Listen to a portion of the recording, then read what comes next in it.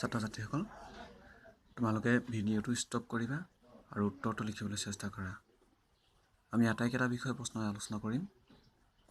আটাইকেইটা প্ৰশ্নৰ বিষয়ে আলোচনা কৰিম। তো সকলোৱে প্ৰশ্নকেইটা মুখস্থ কৰিব লাগিব।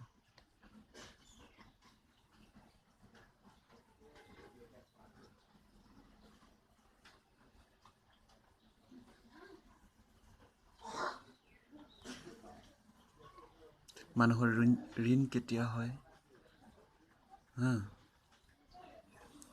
কি খৰচ গুপ্ত শত্ৰুৰ নিচিনা?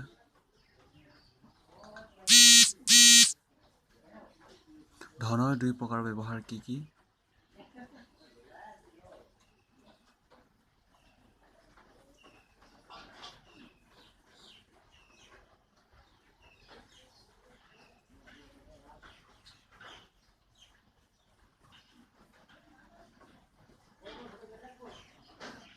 নেক্সট, কৃপণ লোকে আন মানুহে ধন খৰচ কৰিলে কিয় সহিব নোৱাৰে?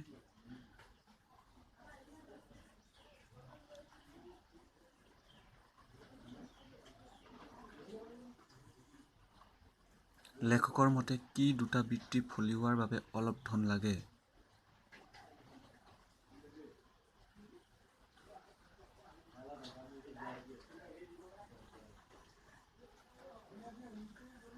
কি দুটা কাৰণত মানুহে কৃপণালি কৰে?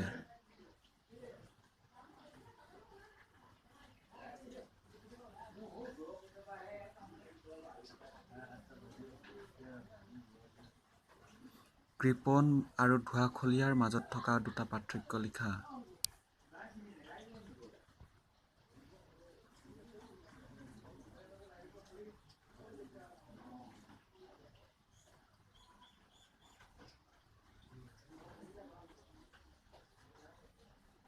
অশিক্ষিত মানুহে ধন খৰচ কৰাৰ কৌশল সম্পৰ্কে কেনে ধাৰণা কৰে লিখা।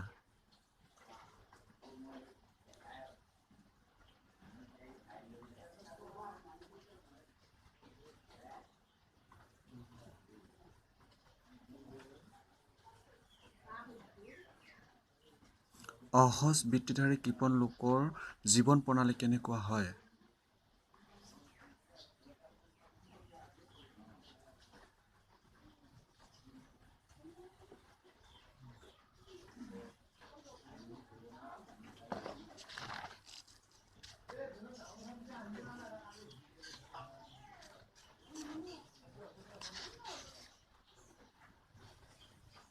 মানুহে ঋণক পাপৰ লগত কিয় তুলনা কৰে?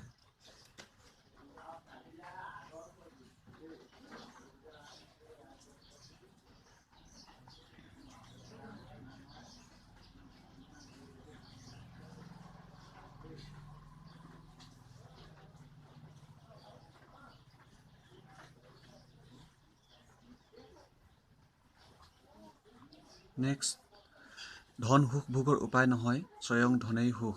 ব্যাখ্যা কৰা।